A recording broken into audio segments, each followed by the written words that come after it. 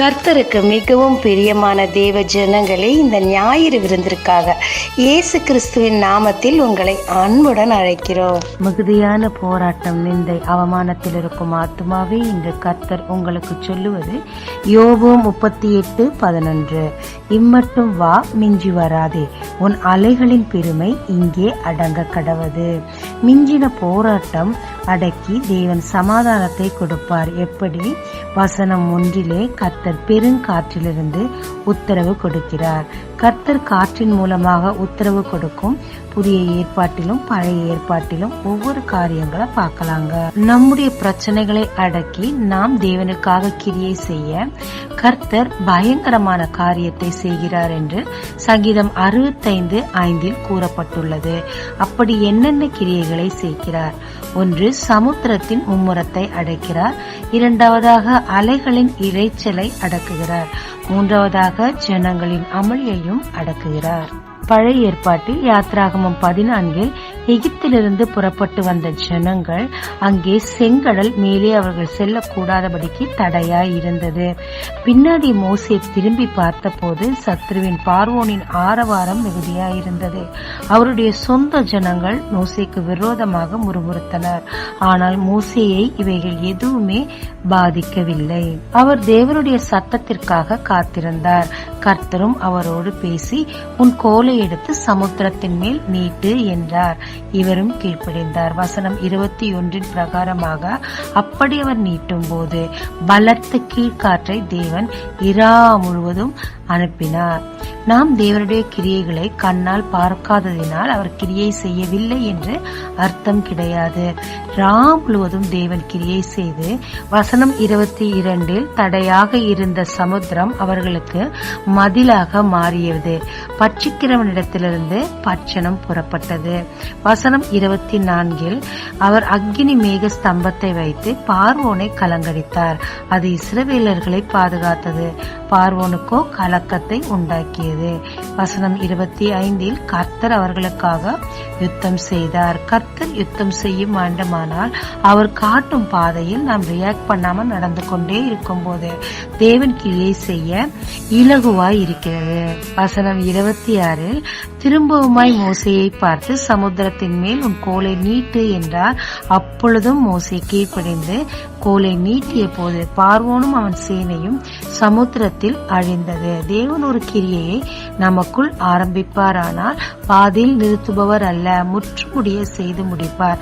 அதற்கு ஒவ்வொரு நொடியிலும் தேவனுடைய சத்தத்தை நாம் கேட்க காதுகளை தீட்டிக் கொண்டு இருக்கணுங்க.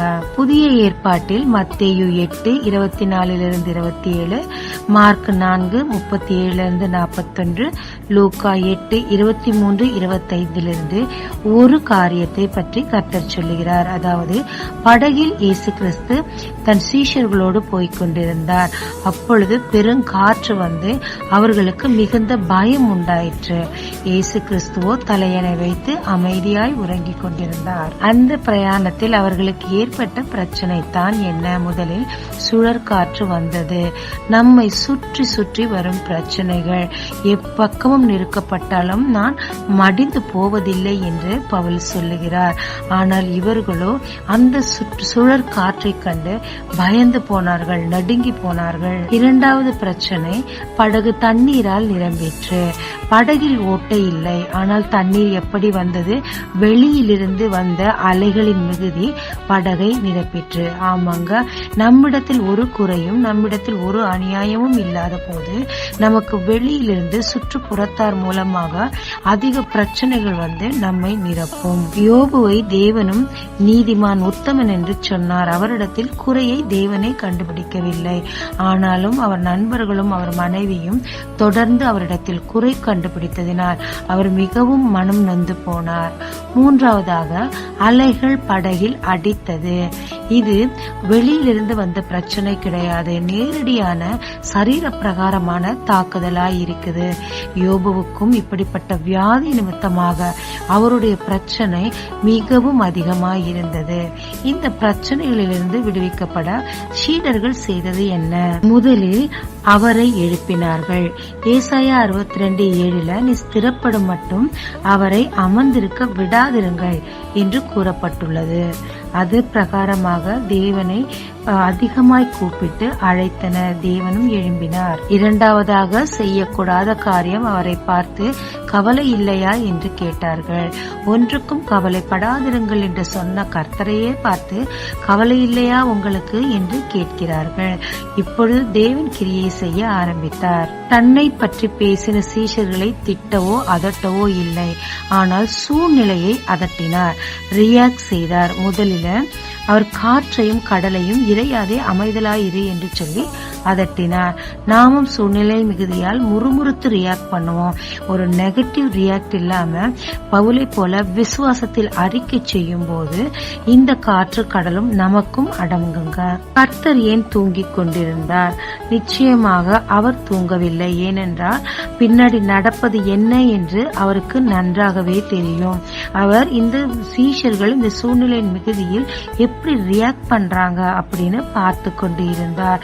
ஏனென்றால் தான் செய்ததை இவர்களும் அதற்கு மேலும் செய்வார்கள் என்று சொன்ன கர்த்தர் அவர்களுக்கு பயிற்சி கொடுக்க விரும்பினார்.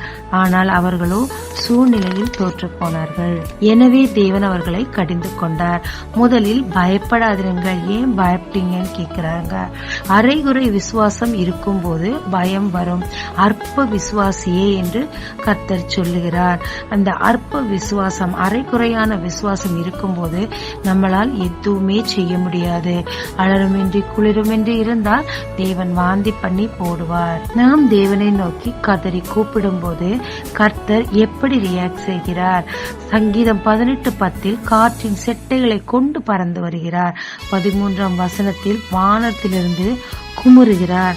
தேவன் தன் சத்தத்தை தொனிக்க பண்ணி என்ன சொல்லுகிறார்? மிஞ்சி வராதே, அடங்கு, இறையாதே, அமைதலாயிரு என்று சொன்னார். தேவன் அமைதிப்படுத்தும் போது நாம் இளைப்பாறுதலோடு காணப்படுவோங்க. இப்படி தேவன் நம் பிரச்சனைகளை அடக்க, அமர பண்ண, இறையாமல் இருக்க நாம் செய்ய வேண்டியது என்ன?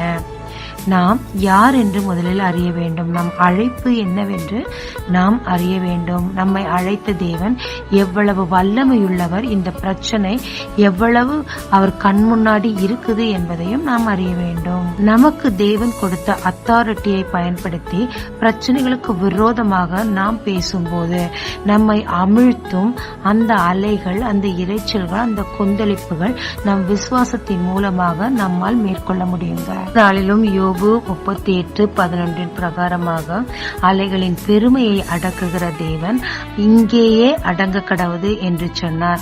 எந்த இடத்தில் பிரச்சனைகள் எழும்பிச்சோ அதே இடத்துல கர்த்தர் அடக்க வல்லவராயிருக்கிறார்.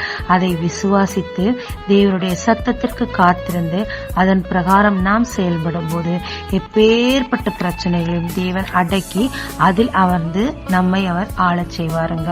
ஜெபிக்கலாமாங்க.